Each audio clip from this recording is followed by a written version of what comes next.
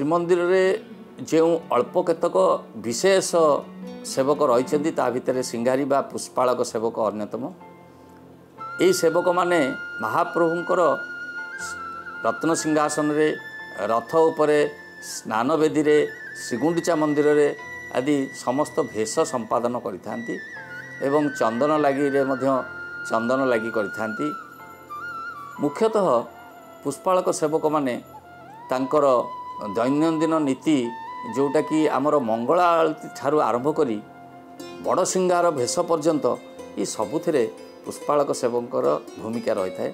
एमाने ठाकुरंकर समस्त बेसर मैलम करती, वस्त्र ओलागी करती एवं नूतन वस्त्र महाप्रभु को परिधान करती एवं तांकर जो बेस माल जो लगे पट्टीदियों पाखे से सेवा से संपादन करते। ठीक से भाई गुंडीचा मंदिर श्रीमंदिर भाई अनुरूप सेवा मान यही सिंगारी सेवक मैंने करती। तेणु मुख्यतः श्रृंगार करुथुवारु महाप्रभुंकर श्रृंगार करुथुवारु सिंगारी कहुई।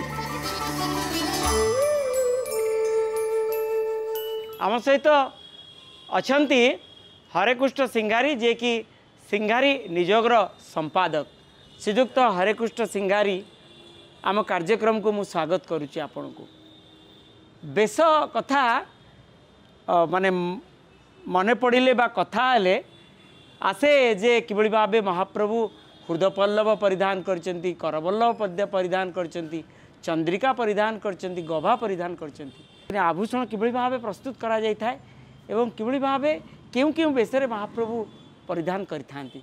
जगन्नाथ सेवा मध्यरे जहाँ कि नारी सेवा आमे ठाकुरंकर श्रीअंगरे सेवा करिथाउ। एही सेवा समस्त सेवा ठार अनन्य अटे।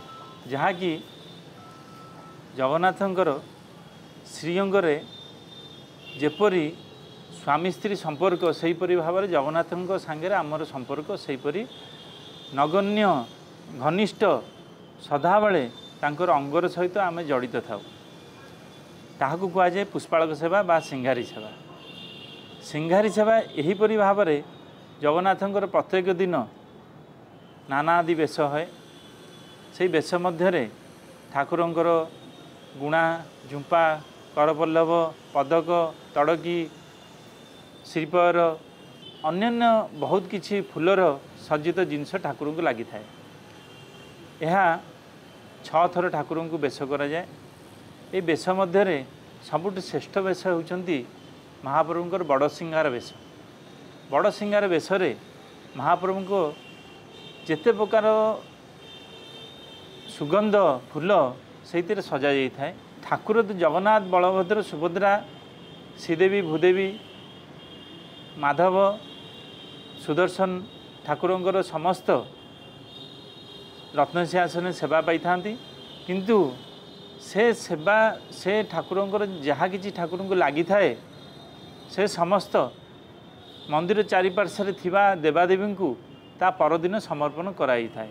बड़ ठाकुर जी अछंती तांकर जो बड़ सिंगार बेशरे श्रीपर लगी थाए ताहा विमला माँ को पाखु जाए, अधर जाए विमला माँ को पाखु।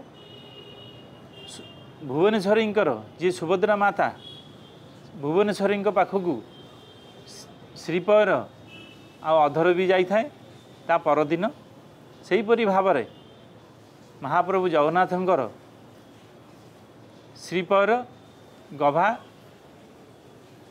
आ ठाकुरंकर अन्यान्य जिनस से जाई थाए लक्ष्मी पाखु। माने गभा जोटे कि महाप्रभु परिधान करिसेंती एवं श्रीपर माला ताकू बासी भावे मध्य जाई थाए।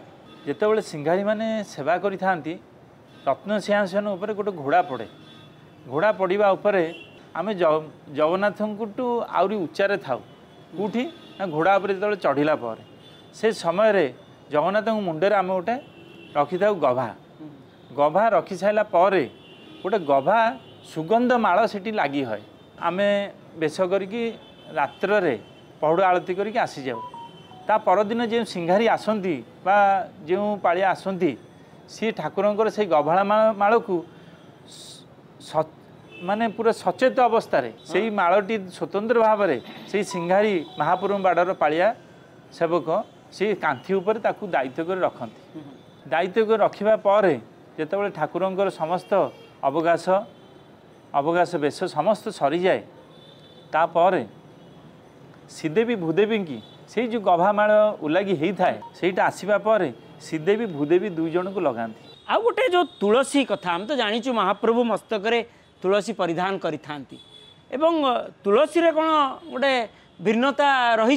जगन्नाथंकर प्रत्येक दिन 3 प्रकार तुलसी लगी थाए 3 प्रकार तुलसी मध्य गोटे तुलसी लगी थाए समस्त शरीर लगे गभारे लगे अन्यान्य माल मानके लगे आउ गोटे तुलसी है नख तुलसी जोटा कि बड़ सिंगार बेसरे से नख तुलसी से नख तुलसी आपण टिके ना देखापी कला कलर ठाकुर को यही नख तुलसी ठाकुर को बड़ सिंगार बेसरे केवल बड़ सिंगार बेसरे केवल बड़ सिंगार बेसरे हृदय रखा जाए हृदय तुलसी सी से नख तुलसी लगी हवा पर ता परदिन से नख तुलसी कढ़ा जाए। तृतीय कथा हूँ आउ गोटे तुलसी जोटा कि रेखा तुलसी कि भाग्य तार देखु से प्रभु जो निश्वास प्रश्वास नियंती से रेखा तुलसी ठाकुरंकर नाक पाखे लगी थाए जहाँकि ठाकुरंकर ये रेखा तुलसी नाम ता देहरे चंदन रे बहुत बड़ बड़ तुलसी पत्ता होता है से तुलसी पत्र रे चंदन रे लेखन होता है से चंदन सब लिखा जाए था तुलसी पत्रटा बहुत बड़ बड़ पत्र बहुत बड़ बड़ पत्र से गीत गोविंद ठाकुर लिखाई थाए से रेखा तुलसी ठाकुर की लग जाए। रथारूढ़ महाप्रभुंकर सुवर्ण बेश सुवर्ण बेश किभली भाव करिथांती एवं रत्न भंडार सेपटे अस्थायी रत्न भंडार गोटे आसेनी जे केवे रत्न भंडार जेहेतु महाप्रभुंकर केवे तैयारी हेबो से रत्न भंडार को सब रत्न जीव आपण से रत्न धरिकी आसवे महाप्रभुंकर महाप्रभु विभूषित कराइबे। जगन्नाथंकर परंपरा अनन्य अटे जहाँ कि देखंतु जगन्नाथ मंदिर रे वर्ष को जो 5टी सुनावेश होता है ता मध्य 4टी बेश ठाकुर मंदिर भितर होता है गोटे बेश बड़ तड़ा बेश ताकू कह जाए राजाधिराज बेश जोटा कि रथ उपरे ठाकुर होता तांकर सुना हो अलंकार हो हीरा हो नीला हो सी सब तांकर गोटे खेणी भी गोटे बिंदु भी कई नबार अधिकार ही ना रथ उपरे जो सेवा करवा सेटा स्वतंत्र अनन्य अटे जोटा कि पतित माने आसिक ठाकुर को दर्शन करते पारती। बड़सियार भोग तापर महाप्रभु किभली भाव शयन जाइथांती कारण आपण महाप्रभु को शुआईक ही घर को बाहुड़ी थांती। जगन्नाथंकर जिते बड़ सिंगार बेश सरी जाए बड़ सिंगार भोग हो जाए से ठाकुरंकर भितर पानी पड़ी स्वतंत्र खट सेज घर खट जाकि ठाकुर को सामने रखा जाए पर संध्या ठाकुर को प्रथमे बलिता आरती पिष्टका आरती कर्पूर आरती समस्त करा पर बिड़िया समर्पण होता है तापर ठाकुर को पौड़ लगी होता है पौड़ लगी हवा पर आमे ठाकुर को शेष भोग देकी आमे फेरी था। सेवानिष्ठ सेवक माने मध्य प्रतिटी समय रे दिन राति को एक करी महाप्रभु को सेवार लगी था। जय जगन्नाथ।